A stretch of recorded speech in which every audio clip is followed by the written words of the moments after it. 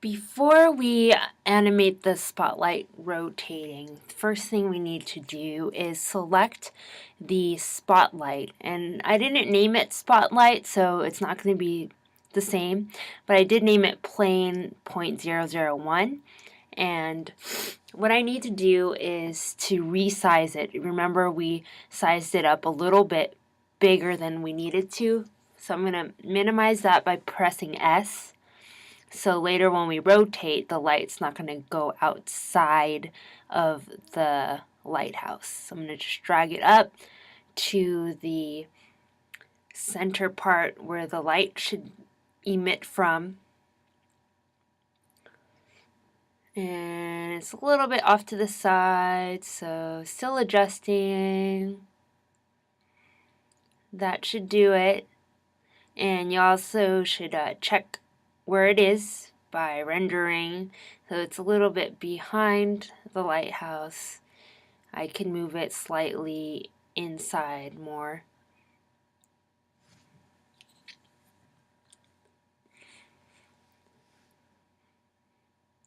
And that should be it. Alright, so we're going to go to frame 1. And then press I to insert a rotation.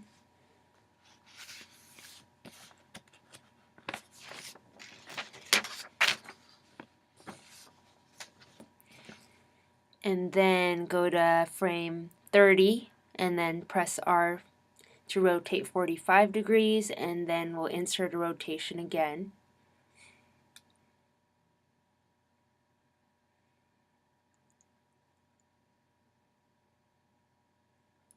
And now we're in the animation screen.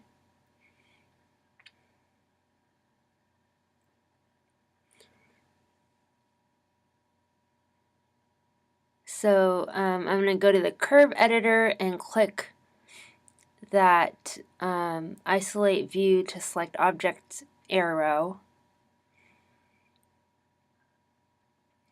And we want to find the Z rotation or blue curve for the spotlight.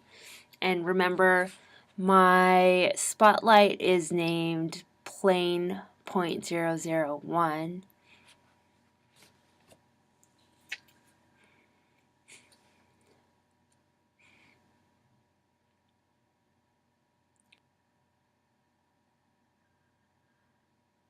You can press the down button and click on Z ruler rotation, and then it'll select the blue curve. Then you go to channel and then extrapolation mode, and then you're going to select linear extrapolation.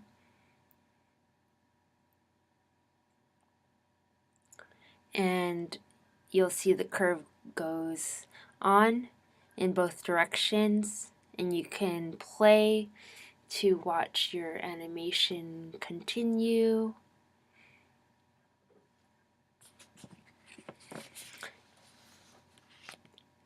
And if you wish to speed it up or slow it down, you can always select the rotation keys at frame 30 in the dope sheet, and you can move them and then the curve will adjust.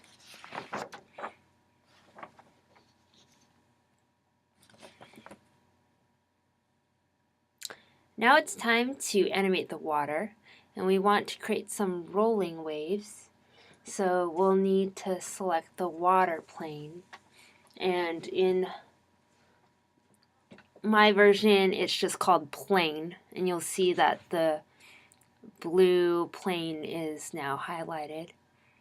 So for this, we'll need to go to our texture button, and we are only animating the first texture, and we want to go to the offset settings in mapping, and we want to hover over the offset Z, making sure we're on texture 1, offset Z, and we need to be at frame 1. So if you are at frame 1, go to the Z, hover your cursor over Z, and then you're going to press I, and you'll notice that the offset blocks will turn yellow, indicating that a key has been placed on them. Now advance to frame 50, and then we're going to type in point 1, and then we're going to press I again. It will turn yellow.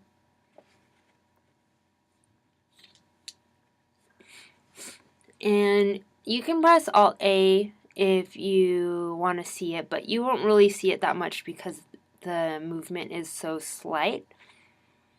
Now we are going to edit the graph editor. So we go to Channel, Extrapolation Mode, Linear Extrapolation, and remember you are choosing the Z offset curve, the blue one. Now we're going to do the ocean modifier, so we click the wrench tool and then go to time, and in the modifier panel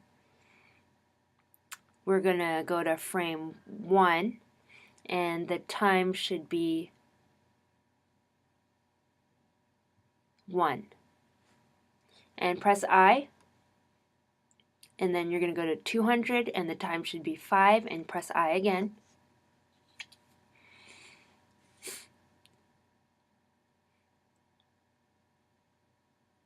And then we're going to go down to Bake Ocean. It's in the same panel. And then you're going to change the end frame to 200. And then press Bake Ocean, and then you'll see at the top there's a bar that shows you when it's finished.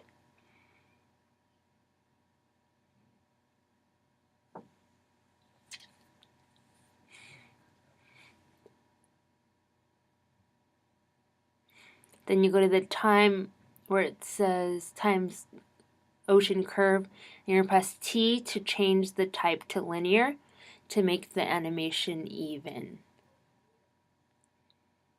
And that's it for animation for now. You can press animate in the scene buttons and sit and wait for your movie to animate.